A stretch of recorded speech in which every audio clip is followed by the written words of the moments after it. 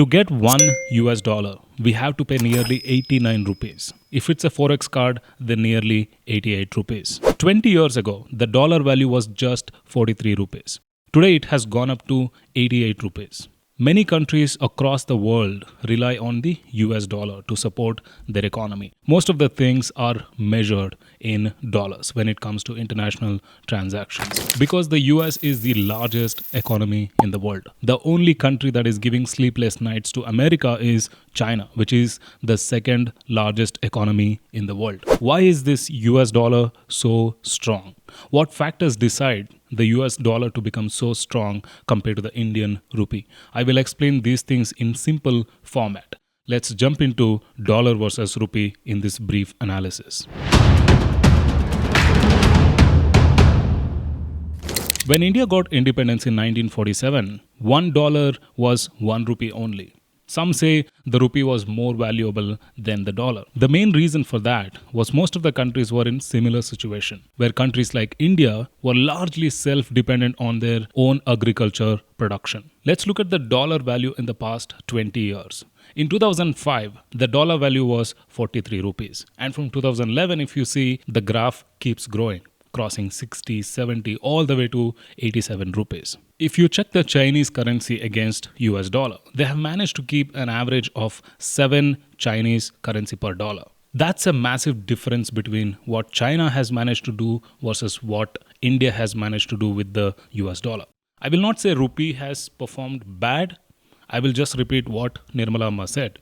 Rupee did not perform bad. First of all, I would look at it as not rupee sliding. I will look at it as dollar strengthening. Dollar strengthening incessantly. So logically, there has been a big growth of US dollar. What are these reasons for dollar's growth or dollar's strength?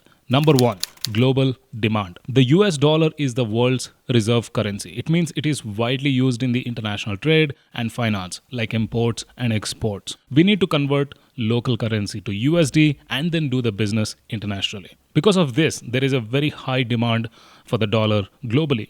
Number two, technological domination. Bangalore might be the IT capital of India and Asia, but when it comes to the world, the real IT capital is California. The north side of California in the US is called Silicon Valley because all the high-tech businesses are from there. The world's largest high-tech corporations like Meta, Nvidia, Google, Apple, Salesforce, Cisco, and thousands of startups are from this part of America. A lot of manufacturing or workforce is not from America. They outsource it to India, China, and other countries, but they control the innovation, technology, and the revenue flow. For example, you might be working in one of the American companies, but that revenue directly goes to America. Number three, largest economy. While other countries focused heavily on the self-dependence model of agriculture, USA focused more on the production and building trade businesses, especially the international trade. The basic philosophy of US in the early years was you do the work, you produce it, we will give you all the tools needed, including the technology. That way they built a very strong supply chains, especially after World War II. They made international trade a very strong element in their economy. Number four, Federal Reserve. The Federal Reserve, or Fed in short, is the central bank of America, which decides or affects the world global currency system. In our generation, there used to be a quote, if America sneezes, the world gets cold. That's the power of America. Just like RBI comes up with monetary policy, Fed comes up with monetary policy to keep the prices stable and also to control unemployment in the US. Their primary goal is to keep the US as a strong economy. When Fed changes the interest rates, everything changes in the world, including global demand and supply, including your loan EMIs. Number five, demand versus supply. When America exports products or services or even technology, it creates demand for dollars because people have to pay in dollars. A very simple example for this, let's say if you want to buy an international software subscription, you need to pay in dollars. Or even if you pay in rupees, it eventually gets converted to dollars when it reaches the US. If countries want to borrow loans from the US, they will issue bonds in dollars only. Even foreign investments happen in dollars. So the demand for dollar is naturally high. And when we compare Indian economy versus US economy, here is the breakdown of some of the major differences between these two economies. Number 1, economic gap.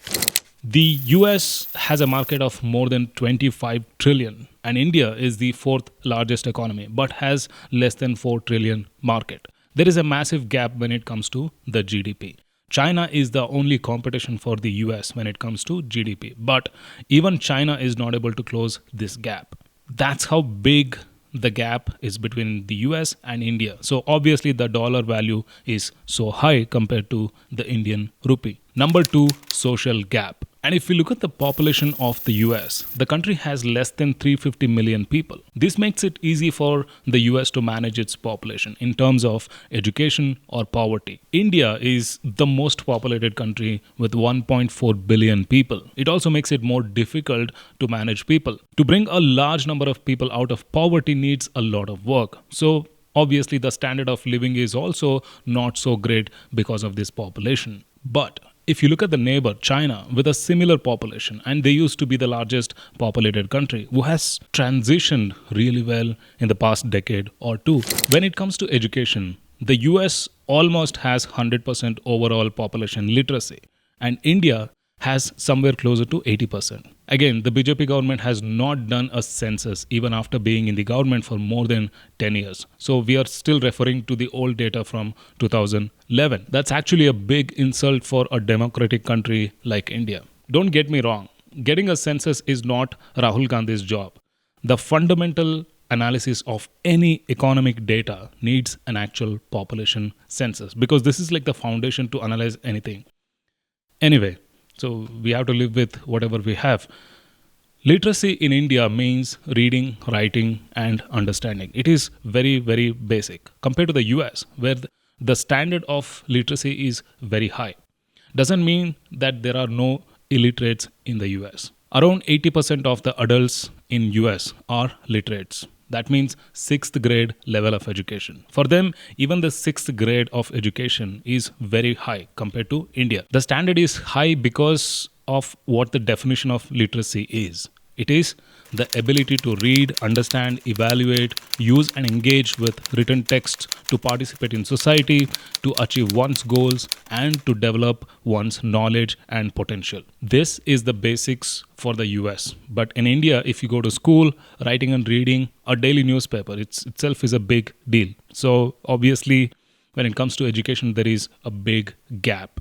The third gap is political gap. How does politics create big gap with rupee and dollar value rates? If you have noticed, after Trump wave started happening, the dollar value against rupee has kept increasing because politicians come up with their new drastic policy changes.